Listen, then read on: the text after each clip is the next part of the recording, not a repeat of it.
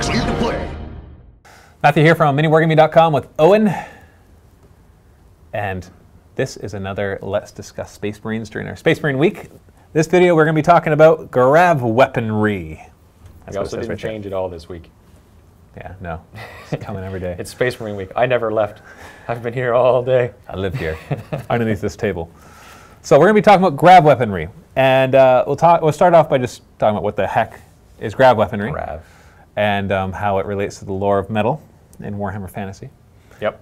And then we'll talk about what we think of it and who can take it, where it would be, why you would take it. Yeah, where it would be useful, basically. Yeah.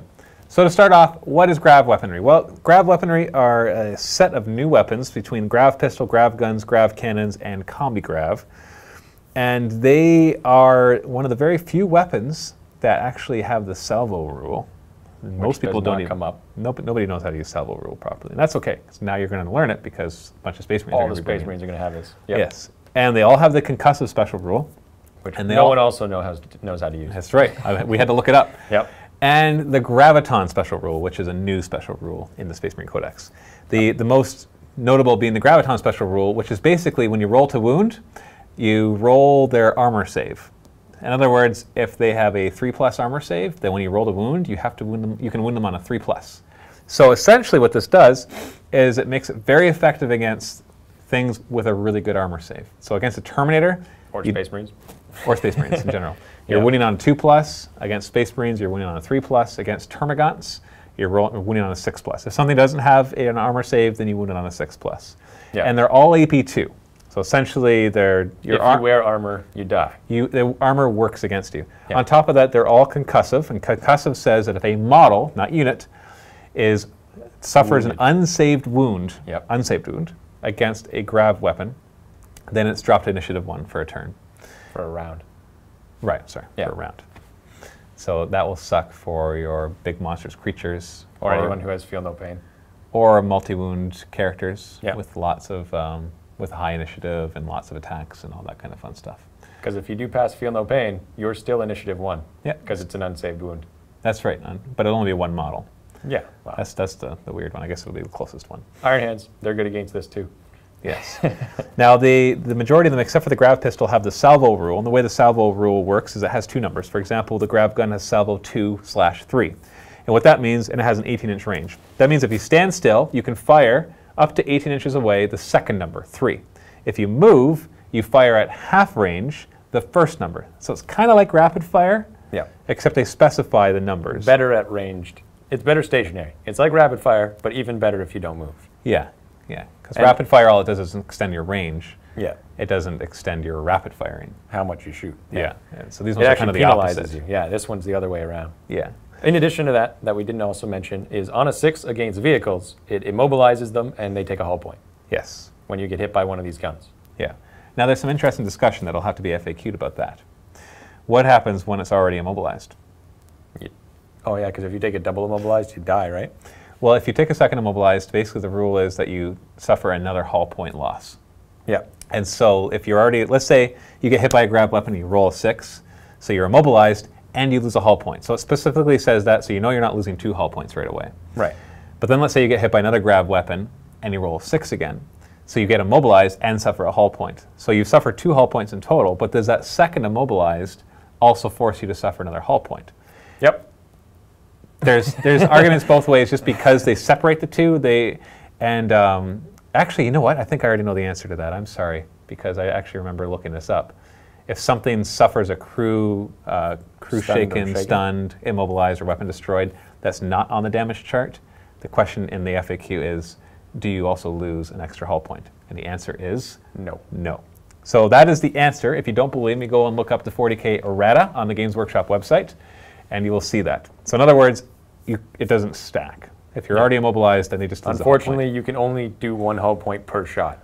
You can't do 2 hull points in 1 hit. To be honest, the Grav weapons don't look like they're really meant to be anti-vehicle, because the chances of rolling a 6. Now, the exception of that being the Centurions, who can totally do it, who upgrade to the Grav Amp, the Grav Amplifier. I just love this, Grav Amp. Even without the amp, there's still, min unit with these guys is 15 shots. If you have them all kitted out with that, yes. Yeah.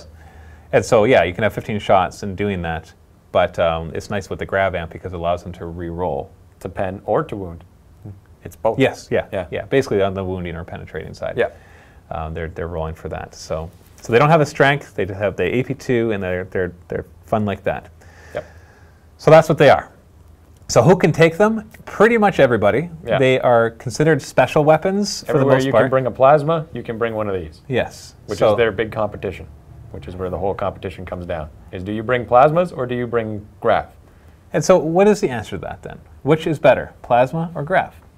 On infantry, I would say the plasma. That needs but to make anyone sense. else, Grav.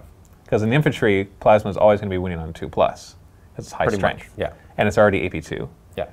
It does have the gets hot special rule. Which is why you put it on infantry, because even if you lose those guys, it's not a big as hit as if you lost like a biker or a character or something like that. Somebody who could lose more wounds from that. Yeah.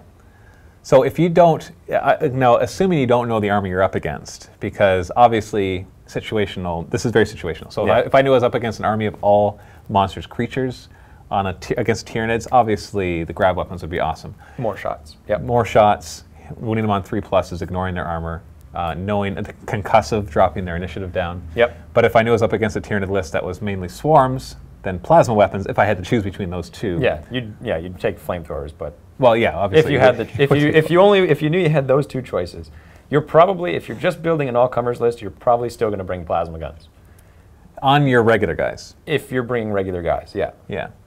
Now, where do you think that the Grav weapons really excel The then? white scars, yeah. White scar or bikes in general. So maybe not white scars, but if you're bringing bikes or any kind of slow and purple, like Terminators, Centurions, well, Centurions, of course, but bikes for sure, you're going to bring them because with Relentless, you count as stationary for shooting.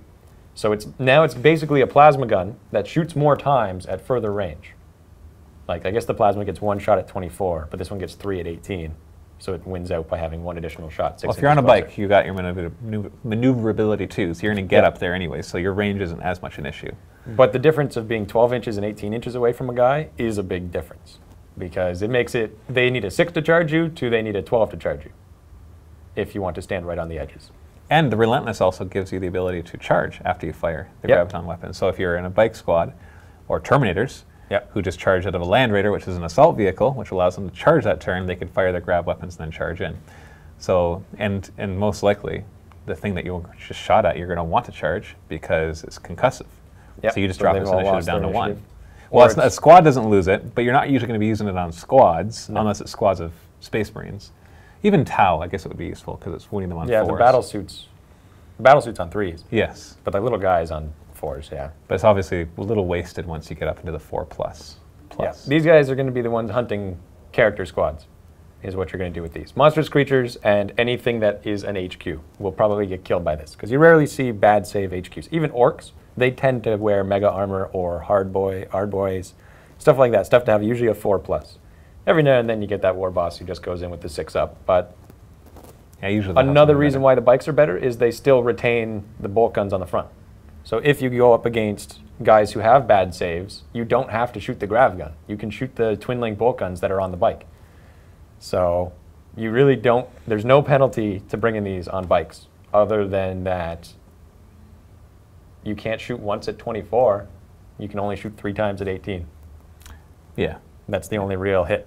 Yeah. And I guess the other one being, instead of wounding Space Marines on 2s, you'd wound them on 3s. But you're ignoring their armor. Plasma does too. Yeah, I guess plasma would too. Yeah. But it doesn't get hot. Exactly. Yeah. I don't trust myself to not get hot. I roll 1s all the time. So I would probably bring these a lot. Yeah, that's why you play Tau.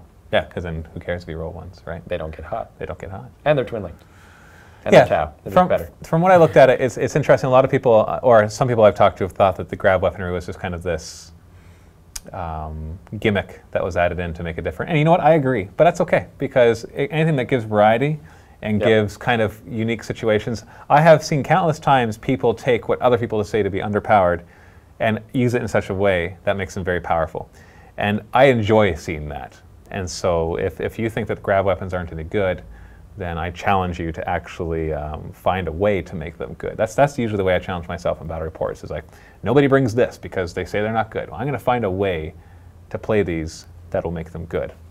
And I find that with grav weapons as well. But I agree with you. I think sticking it on sergeants and specialist squads, it's not going to be that effective because you're going to want your mobility with those guys. The pistol might be good. The Grav pistol's not too bad. It's basically a plasma pistol that doesn't get hot. But then the rest of your, you have to think what the rest of your squad is going to be doing. You're not split firing. Well, so if you're firing at something that's good with the Grav weapon, then most likely all the bolt weapons that are in your squad are useless. Because you're firing at the monstrous creatures, like you're wounding on 6s and he gets his 3+ save. That's not going to do anything. So it kind of suffers from that non-split fire thing. You need your sergeant to kind of lend a hand to whatever the squad is doing. The sergeants are the odd man out from my units. They have the power fist, they have the melta, they have something that makes it so that if I'm in that situation, like the squad does its job, and then if I'm stuck, I have the sergeant who can do it. Yes. Like if we do get in a fight with a monstrous creature, yeah, they're all probably going to die, but the sergeant still has his grav gun or he still has his power axe or something to fight and have a chance. And possibly take out that last wound or two. Yeah, or hopefully he got attacked last or something like that, and I have a chance to actually fight back, not just rolling 6s and hoping that you fail your saves. There's somebody in the unit that does something. Yeah, exactly. Yeah. And especially orcs. Orcs play that way with the Knobs. knobs getting upgraded. I've seen so many times where the boys are just there as a meat shield to get the knob into close combat, and then he does as much damage as the 20 guys he's with. So yeah, it definitely works out that way. What do you think about Grav weapons? Do you think they're good? Do you think they're bad? Do you think that they're situational? Leave a comment below and let us know what you think. And in our next video, we're going to be talking about the oh-so-awesome looking Centurion model, so stay tuned for that. This is Matthew and Owen from MiniWarGaming. Happy wargaming.